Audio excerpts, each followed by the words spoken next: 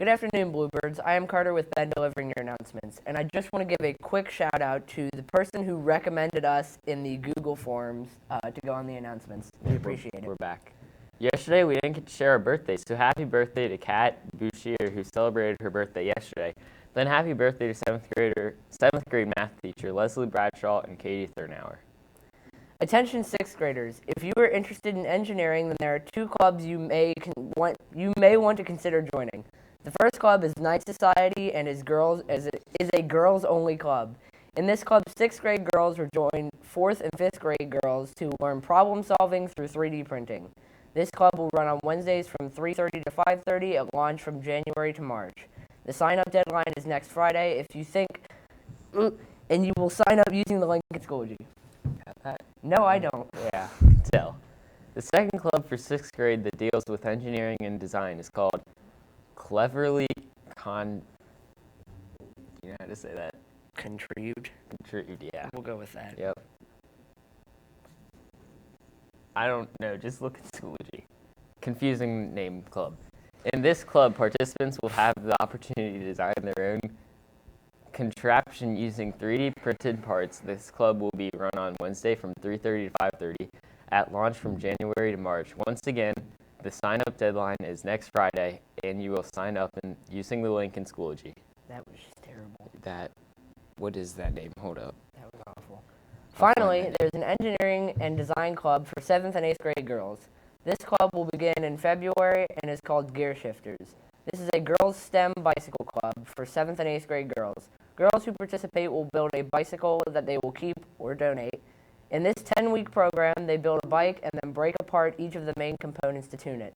This club will run on Thursday from 3:30 to 5:30 at launch from February until late April/early May. The sign-up deadline is Friday, and you will sign up using the link in Schoology. All right, I figured out the name. It's Cleverly Contrived Contraptions. There you go. Yeah. Nice. Just a reminder that the library will be closed this morning due to the book fair being set up in the library. If you would like to browse the fair will be open around 7:45 a.m. for you to shop. Speaking of the book fair, here's a little more information about the book fair from our very own Miss Griffith. Get ready, Bluebirds, for your annual book fair.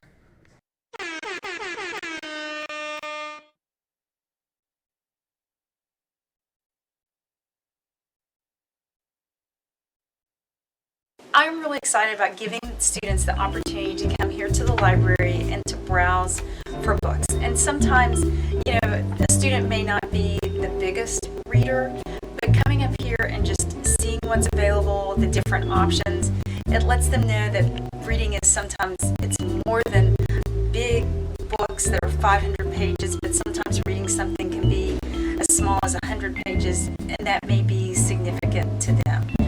And something else that makes me really excited about the book fair is just seeing the excitement of the students. It is very energizing to see how enthusiastic they are to come to the library for the book fair. And I'm also excited because even if a student doesn't find a book that maybe they personally want to read, sometimes they find books that they think would make a nice gift for their brother, their sister, their mom, dad, cousin, or somebody else.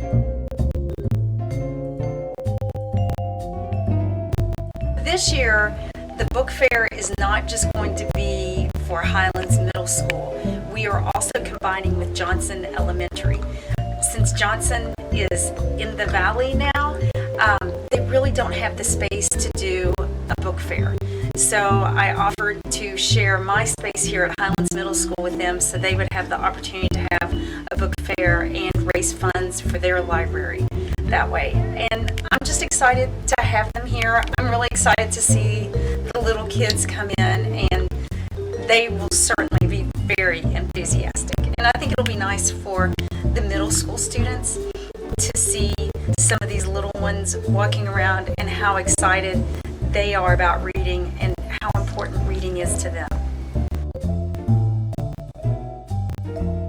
So here at the book fair this year, there are several books that seem interesting to me. Joseph Beth doesn't always bring books that I have personally read before. So one book I know that will be here favorite that I personally like is The Miscalculations of Lightning Girl. The 6th and 7th grade book club read it, and that is one of their favorite books. And it's a very endearing story about this girl who gets struck by lightning, and she can do all this amazing mathematical calculations in her head. So that one's just really good. It's a very good book. Then there's some other favorites of mine. Out of My Mind by Sharon Draper, that's going to be here. And then I know the 8th grade read the book The Red Bandana, but it's about someone at 9/11 who helped save a lot of people before the towers crashed. Then a book that I haven't read that's going to be here is called Lions and Liars, and it just looks like it's going to be a fun read. And a lot of the other books that maybe I haven't read before, they don't always put them on this flyer. So I sort of have to wait until they get here, and then I see them and I'm like, oh, that'll be good. I will say that the newest Diary of a Wimpy Kid book will be here. That's number 14 for all of you out there who's counting. And this one is called The Wrecking Ball. And then there's also going to be, I forgot the name of it. I can't remember, but there will be some other books that you all haven't read before too. Alright guys, this book fair sounds like it's going to be a lot of fun. Make sure to bring some money to have even more fun.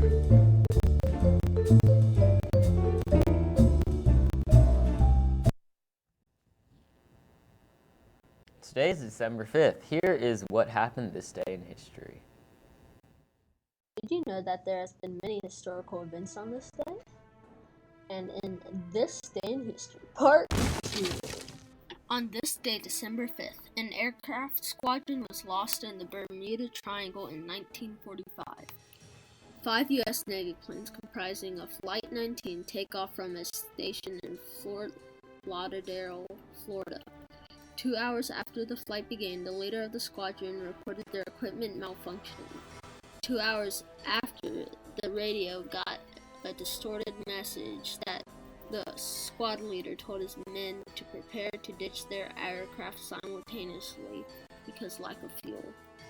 After that, a mariner was sent to search for the squadron. 3 minutes later, the mariner was never heard from again. The second thing is, an army captain was awarded the first Medal of Honor for action in Vietnam in 1964. Captain Donlin and his forces were manning Camp Nam Dong in Vietnam. The Viet Cong attacked the camp and wounded Donlin and many of his soldiers. The battle ended in the early morning. After the battle, once Captain Donlin recovered, in a White House ceremony with the President, Lyndon B. Johnson was awarding the Medal of Honor to Captain Donlin. The last thing that we will talk about today is that Nelson Mandela passed away at age 95, today in 2013. Nelson Mandela was a former South African activist that fought to end apartheid, which was a system of segregation in South Africa. He was jailed for nearly 30 years for his protest against apartheid. There were many movements to help free him, and when Mandela was freed, he eventually became president of South Africa and became a symbol of integrity.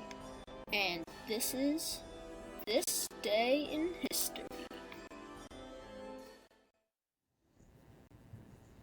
For lunch today, we will be having cheese conies, curly fries, and vegetable blend. The alternate is cheese pizza.